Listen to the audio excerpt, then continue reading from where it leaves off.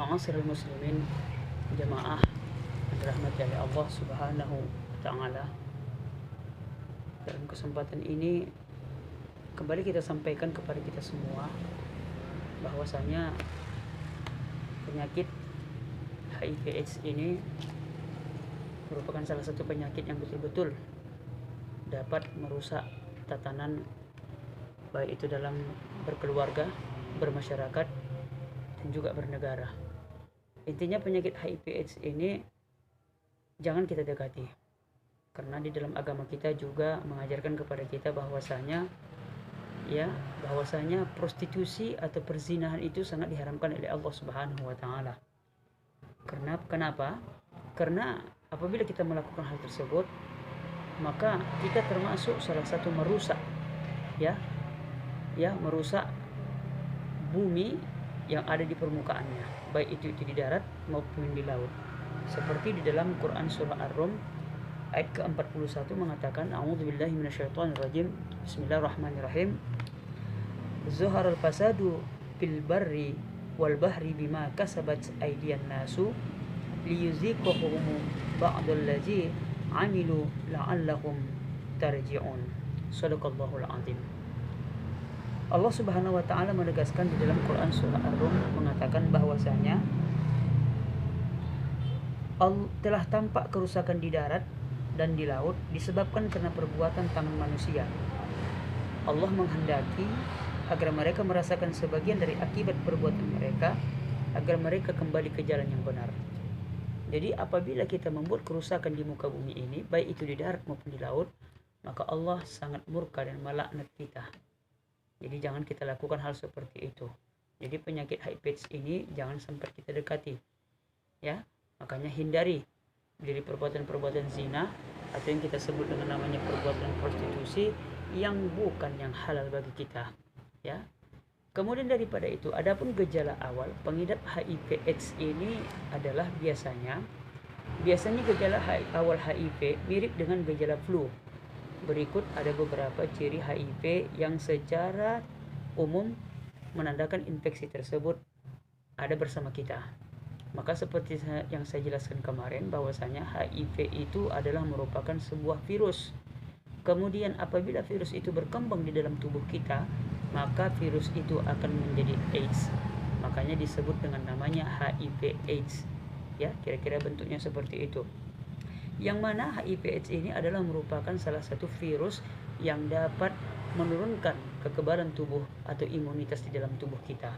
Apabila HIV ini berkembang dengan secara besar, maka penyakit AIDS itu akan segera datang kepada kita. Apa sih sebenarnya gejala-gejala yang dapat kita sampaikan kepada jemaah yang dirahmati oleh Allah Subhanahu wa taala? Yang pertama, HIV ini gejala pertamanya adalah sakit kepala. Ya, sakit kepala. Kemudian ada demam, kemudian kelelahan terus-menerus, kemudian pembengkakan kelenjar getah bening, sakit tenggorokan, ruam pada kulit, nyeri pada otot dan sendi, kemudian luka-luka di mulut, kemudian luka pada bagian organ intim kita, yaitu pada kemaluan kita baik laki-laki maupun yang perempuan, kemudian sering berkeringat di malam hari. Dan yang terakhir itu adalah kita selalu mendapatkan penyakit diare. Kalau bahasa kampung kita namanya sakit perut.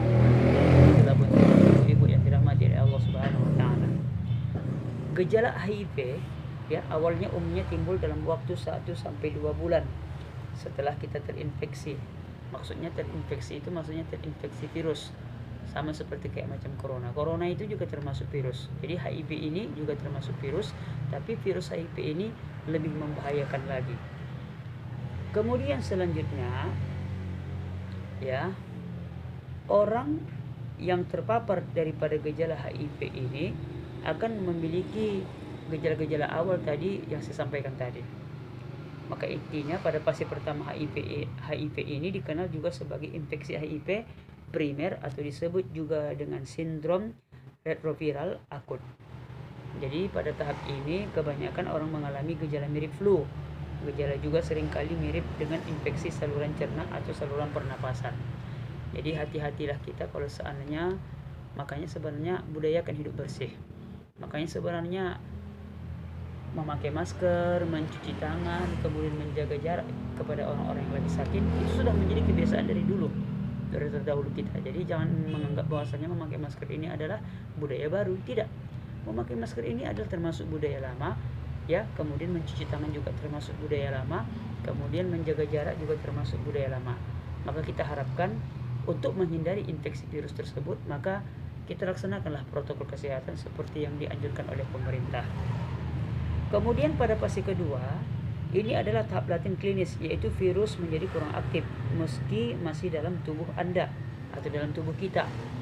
Kemudian Anda tidak mengalami gejala apapun saat virus berkembang. Periode latensi ini bisa bertahan 1 dekade atau lebih. Kemudian nanti dia tidak akan menunjukkan beberapa gejala apapun. Tapi tahap inilah yang patut diwaspadai karena virus akan terus berkembang tanpa kita sadari.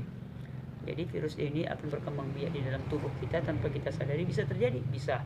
Karena yang namanya virus tidak bisa kita lihat dengan kasat mata, hanya bisa diperlihatkan dengan menggunakan alat-alat canggih yang ada di rumah sakit atau medis, bahasa yang seperti itu. Kemudian dalam fase terakhir HIV adalah AIDS.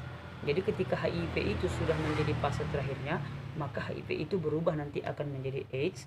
Gejala seperti mual, kemudian ada muntah, kelelahan, dan demam baru bisa terlihat. Selain itu penurunan berat badan praktis, infeksi kuku, sakit kepala, serta sering berkeringat di malam hari. Hal ini juga menandai AIDS pada tahap awal pertama. Jadi kita harus terus berhati-hati dalam menjaga kondisi tubuh kita. Tapi intinya bahwasanya agama kita telah melarang untuk yang namanya melakukan perzinahan, karena awal daripada HIV ini adalah terjadinya ya istilahnya hubungan intim yang tidak halal. Jadi bagi generasi muda kita, hindari pergaulan bebas, ya, itu yang penting dalam harapan kita. Jadi mudah-mudahan ibu-ibu yang rahmati oleh Allah Subhanahu Wa Taala ingatkan kepada anak-anaknya untuk selalu senantiasa waspada akan terhadap pergaulan bebas. Kenapa? Karena pergaulan bebas ini akan terjerumus dengan yang namanya penyakit HIV/AIDS yang mungkin agak sulit disembuhkan, bahkan tidak bisa disembuhkan, hanya bisa dikontrol. Intinya seperti itu. Jadi ya saya berharap mudah-mudahan Allah Subhanahu Wa Taala memberikan keberkahan kepada kita semua. Mungkin inilah yang dapat kami sampaikan, ya. Lebih dan kurang mohon dimaafkan, ya. Billahi fisabilil haq, wastabiqul khairat. Assalamualaikum warahmatullahi taala wabarakatuh.